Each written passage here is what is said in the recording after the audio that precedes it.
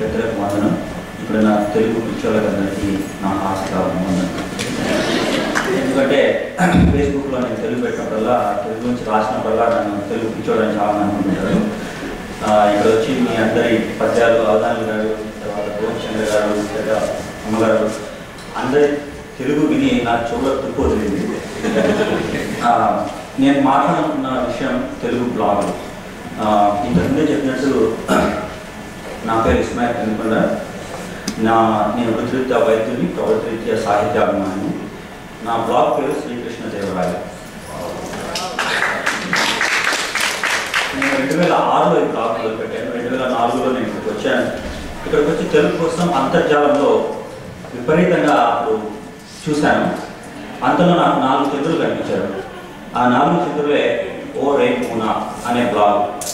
తెలుగు చరిత్రలో, బ్లాగ్ చరిత్రలో మొట్టమొదటి బ్లాగ్ అది. ఒరేమునా అంటే ఏంటి, ఒరేమునా అంటే ఏంటి అని చాలా రోజులు నేను తపన పడ్డాను. మళ్ళీ లాస్ట్ చివరిగా నాకు ఆయన దొరికారు. ఆయన అడిగాను ఏంటి అంటే, ఆయనకు ఒక చంద్రుడు సరిపడట, 4 చంద్రులు కావాలంట. 1, 2, 3, 4 అలాగే ఒరేమునా అని పెట్టాడు. ఆయన పేరు చావా కిరణ్.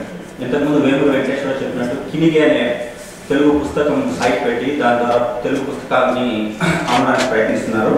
ఆ బ్లాగ్ ఇప్పుడు నేను చెప్పే దాంట్లో ఇంకోటి ఏంటంటే, తెలుగు బ్లాగు నుంచి ఎంత సాహిత్యం మనకు దొరుకుతుంది.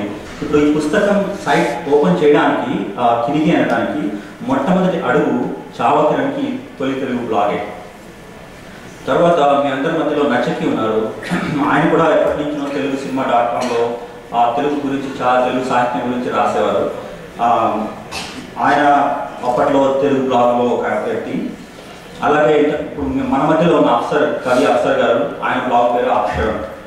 ఎప్పుడో రాసిన ఆయన తొలి తెలుగు కవితని నేను నా ఫేస్బుక్ పేజ్లో పెడితే ఎంతోమంది, అంటే తెలుగు అంటే అభిమానం ఉన్నవాళ్ళు, ఆ కవితని చదవడానికి పుస్తకాలు లేక దొరకక తెలుగు మర్చిపోయిన వాళ్ళు దాన్ని చూసి what a class act man అని రాశారు కింద.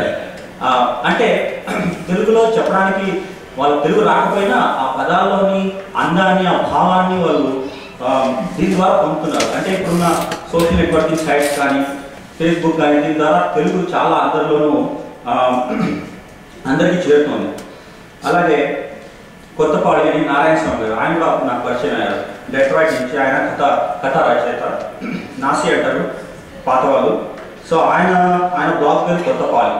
ఆయన బ్లాగ్ నుంచి నాకు వెల్చర్ సత్యనారాయణ గారి పేరు మర్చిపోయి వెల్చర్ గారి బుక్ దొరికింది, క్లాసికల్ పోయిటరీ.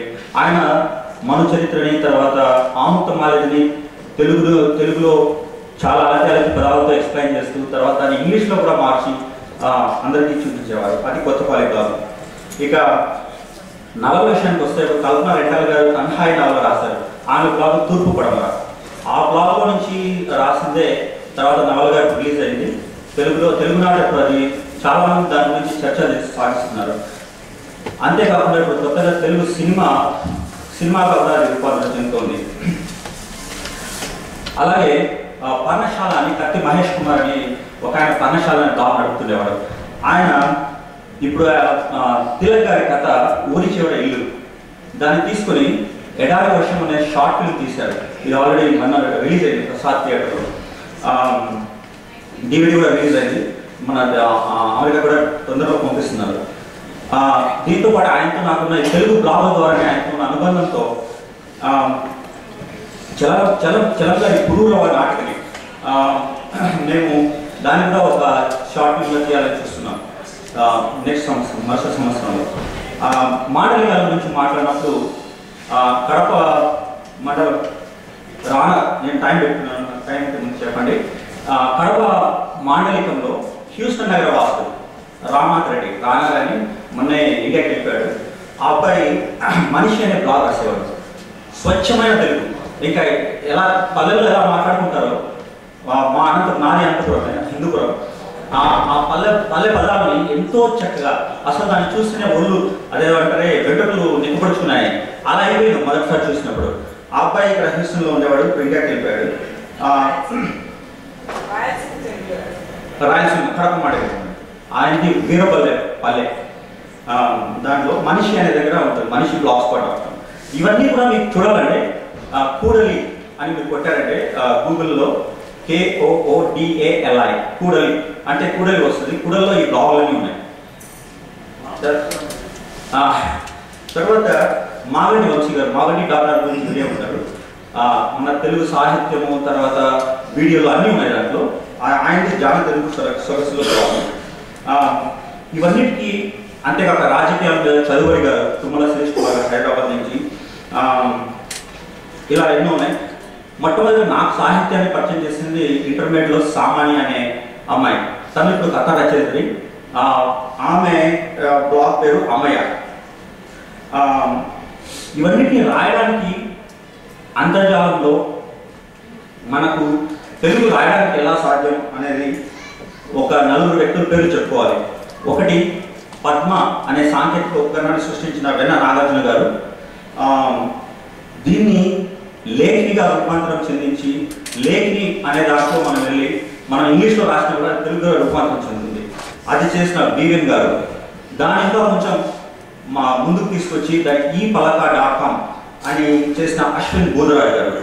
వీళ్ళందరూ కూడా ఇప్పుడు మీరు ePalaka.comకి వెళ్ళి మీరు తెలుగులో ఇంగ్లీష్లో రాసినా కూడా, అంటే తెలుగు రాని వాళ్ళు ఇంగ్లీష్ మా పిల్లలు కూడా అది చెప్తుంటాను, అది రాసు కొత్తగా నేర్పించడానికి అది మీకు తెలుగులో కనిపిస్తుంది. దాన్ని తీసుకుని మీరు బ్లాగ్గా చేయొచ్చు అన్నమాట. సో ఇవన్నీ చెప్పాను. సో తెలుగు బ్లాగ్ ఎలా రాయాలి అంటే మీరు ePalaka.com కానీ లేఖిని.org కానీ యూజ్ చేసుకోవచ్చు. మీరు తెలుగు బ్లాగ్ చూడాలంటే BVN కూడలికి వెళ్ళాలి. సో చివరిగా తరం మారుతున్నది, మా స్వరం మారుతున్నదని మా తరం నుంచి కూడా తెలుగును ప్రకటించడానికి ఇలా ప్రయత్నం చేస్తున్నాం. మీ అందరికీ పెద్దల ఆశీర్వాదాలు కావాలి. ధన్యవాదాలు.